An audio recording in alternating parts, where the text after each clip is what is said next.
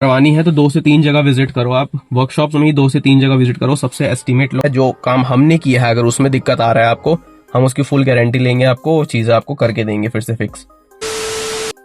Hi guys, तो आज की इस वीडियो में हम बात करने वाले हैं कि हमारे शेवरले बीट की रिपेयरिंग कॉस्ट कितनी आने वाली है। हमने जैसे कि पिछली वीडियो में बताया था मैंने आपको, ये मैंने गाड़ी कितने में बाय करी है, कितनी मुझे पड़ गई है गाड़ी, एंड ओवरऑल जो गाड़ी है मैंने आपको दिखाई दी थी, क्या क्या चीज़ें इसमें वर्किंग है क्या नहीं है वो सब दिखा दिया। अगर आपने वीडियो नहीं देखा है तो ऊपर आई बटन में आ रहा होगा, उस पर जाकर वीडियो को देख सकते हो।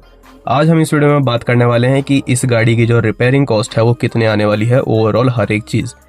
गाड़ी एकदम मतलब टॉप नॉच की हो जाएगी। उसके बाद वीडियो को स्टार्ट करते हैं। तो सबसे पहले तो देखो मैं आपको चीज़ें बता देता हूँ। गाड़ी को खरीदने से पहले आपको ये देख लेना है मेजरली उसके पार्ट्स में, मेजरली जैसे कि डोर वगैरह में रस्टिंग आ जाना, ये चीज़ें कॉमन है। बट मेनली जैसे नीचे से कोई रस्टिंग ना आ रही हो, इंजन बे में कोई रस्टिंग ना आ रही हो, पीछे डिक्की खोल के देखना है उसमें रस्टिंग ना आ रही हो, ये सब चीज़ें आपको पहले ही क्लेरिफाई करनी है। क्योंकि rusting is like a cancer, आप उसे ट्रीट नहीं कर पाओगे, कितना भी आप उसे ऊपर से पॉलिश कर लो गाड़ी को, नीचे से वो सड़ता जाएगा and at the end of the time गाड़ी आपकी जो है यूज में नहीं रहेगी। कोई सेंस नहीं बनाता है उस गाड़ी को रिपेयर भी कराओगे तो। इस गाड़ी में ऐसा कुछ सीन नहीं था। तो उसके बाद एक वर्कशॉप मैंने विजिट करी है। वर्कशॉप में विजिट करने के बाद उन्होंने गाड़ी फुल इंस्पेक्ट करी, ड्राइव करी, पूरी गाड़ी को इंस्पेक्ट किया चारों तरफ से, एंड उसके बाद उन्होंने मुझे एक एस्टीमेट दिया। वो एस्टीमेट भी मैं आपके साथ शेयर करने वाला हूँ इस वीडियो में। देखो सबसे पहले तो आपको मैं 2-3 चीजें क्लेरिफाई कर देता हूँ। लाइक आपको कभी भी कोई भी गाड़ी आपको रिपेयर करानी हो, कोई भी पार्ट ऐसा लग रहा है आपको कि 4-5 हज़ार का आने वाला है, इसमें गाड़ी में 4-5 हज़ार का काम आने वाला है, तो मैं आपको बताता हूँ कि सबसे पहले तो आप अगर आपके पास कोई सुजुकी गाड़ी है या किसी भी कंपनी की गाड़ी है जो अभी रनिंग में है, मतलब उसका जो कंपनी है वो चल रही है, तो आप सबसे पहले शोरूम में विजिट करो। देन कुछ अच्छे मैकेनिक्स भी होते हैं, आप उन्हें विजिट करो। देन एक ट्रस्टेड जैसे डीलर्स होते हैं, वर्कशॉप्स होती हैं, प्रोफेशनल वर्कशॉप्स होती हैं, उनमें विजिट करो। तीनों में कितना डिफरेंस आ रहा है उस पर जाओ। डिफरेंस का मतलब ये नहीं सिर्फ आप प्राइस का डिफरेंस देखो, आप ये भी देखो चीज़ें कहाँ कहाँ पे आपको अच्छी मिल रही है। लाइक आपको शोरूम में हर चीज बदल के दे दी जाएगी बट कॉस्ट बहुत ज्यादा जाएगी। मैकेनिक आपको काम करके देगा बट उसकी कोई गारंटी नहीं रहेगी कि कब वो खराब हो जाए।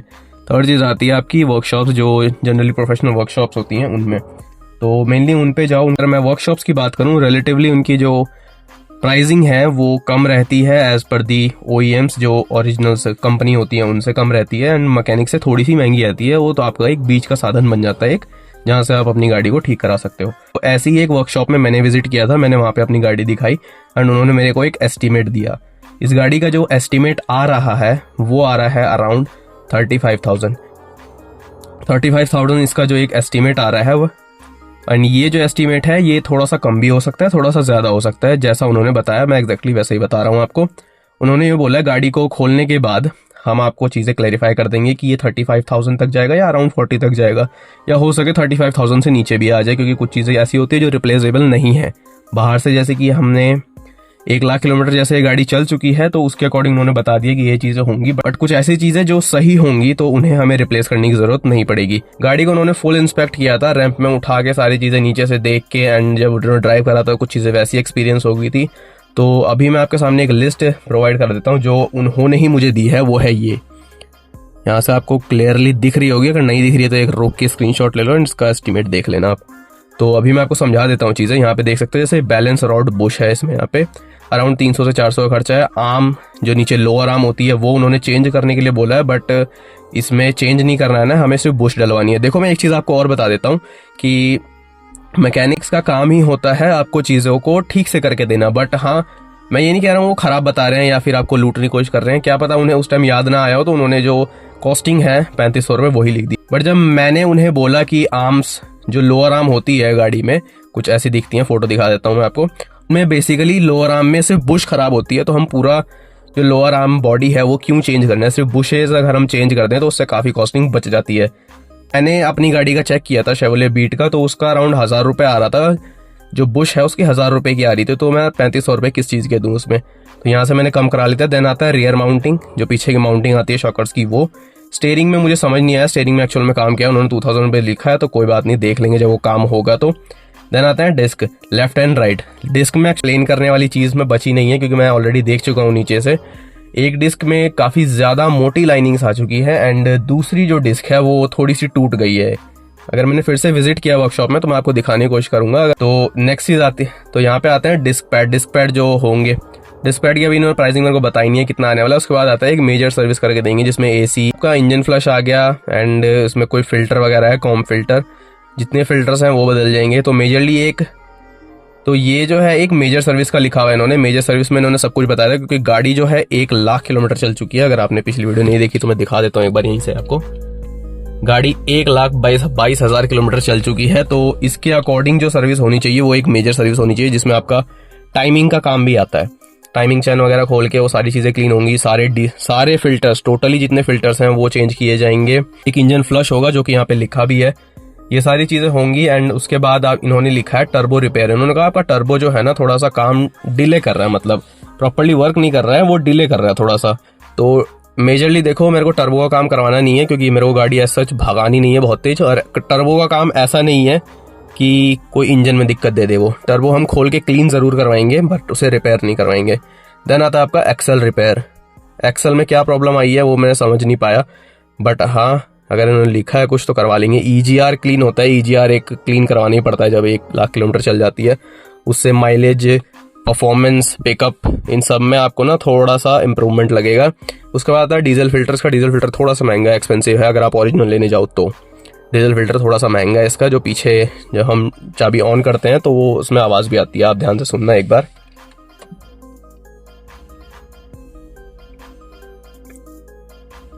तो ये जो पंप कर रहा है ना डीजल, इसमें मोटर लगी है। इससे पहले एक फिल्टर लगा रहता है, जब हम डीजल भरवाते हैं इसमें फिल्टर लगा रहता है। तो इसका ही जो फिल्टर है वो चेंज करना है, डीजल फिल्टर। देन हमने फुल कार डेंट पेंट में लिया है। फुल कार इसलिए लिया है क्योंकि मैं पहले सोच रहा था जितने हमारे जैसे बम्पर वगैरह काम है पहले हम यही करवा लें, बट वो ऐसा हो जाता है कि आप कुछ जगह से आप रिपेयर करवा रहे हो, कुछ जगह से नहीं लगती, कुछ जगह से पुरानी लगती। तो मैंने फुल कार डेंट पेंट पे लिया है जो कि अराउंड 23,000 इन्होंने लिखा है। थोड़ा बात करके नेगोशिएट करके वो अराउंड 20,000 तक आ चुके थे। उसके बाद आता है फेंडर लाइनिंग। फेंडर लाइनिंग होती क्या है, बम्पर के नीचे यहाँ पे एक लगी रहती है जो टायर एंड बम्पर के बीच में रहता है, जो आपको मड से बचाता है। मड आपका जो है ऊपर उछलता नहीं है, वो होता है आपका फेंडर लाइनर। ये सारा काम है। इसकी जो ओवरऑल कॉस्टिंग है वो अराउंड 35 to 40,000 बैठ रही है। इसमें देखो कुछ चीजें ऐसी हैं कि आपको अगर रिपेयर करवानी है तो आप करवा सकते हो, जो कि जरूरी नहीं है। लाइक यहाँ पे मैं अगर डिस्क की बात करूं तो मेरा चल सकता है।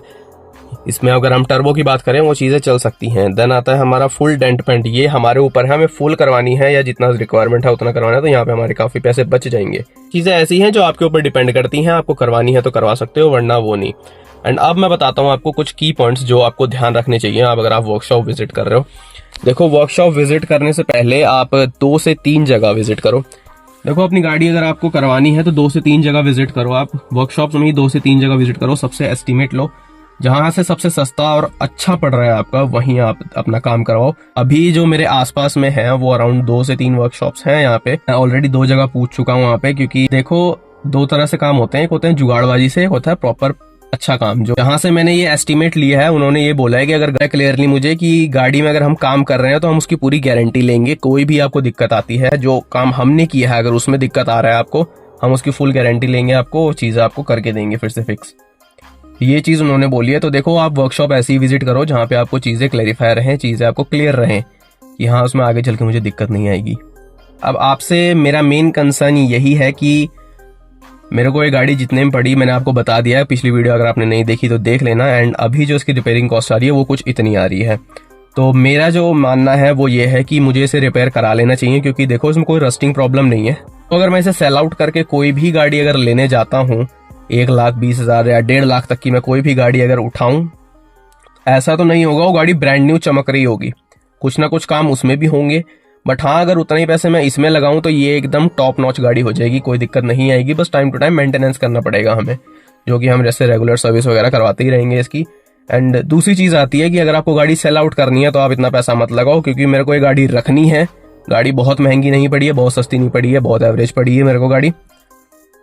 क्योंकि ये गाड़ी मुझे रखनी है तो जस्ट अब हम इसे रखेंगे, तो इसलिए मैं इसमें इतना था, इसलिए इतना जो खर्चा है इसका एवरेज है, इतना खर्चा हो सकता है। एंड उसके बाद जो गाड़ी है वो टॉप नॉच हो जाएगी। अगर मैं इंजन से बात करूं इंजन से भी अच्छी हो जाएगी, बॉडी से बात करूं बॉडी से भी अच्छी हो जाएगी, बाकी अगर सस्पेंशन वगैरह की बात है वो उससे भी अच्छी हो जाएगी। अगर आप कुछ राय देना चाहते हैं गाड़ी से रिलेटेड कि हाँ मुझे काम करवा लेना चाहिए नहीं करवाना चाहिए, जो भी आपकी राय है एक बार नीचे जरूर कॉमेंट करना। इतना ही था इस वीडियो के लिए। अगर वीडियो अच्छी लगी तो इस वीडियो को लाइक कर देना। एंड ऐसी और इन्फॉर्मेटिव वीडियो के लिए चैनल को सब्सक्राइब करके रखना। एंड मैं मिलता हूँ आपको नेक्स्ट वीडियो में, तब तक के लिए बाय बाय।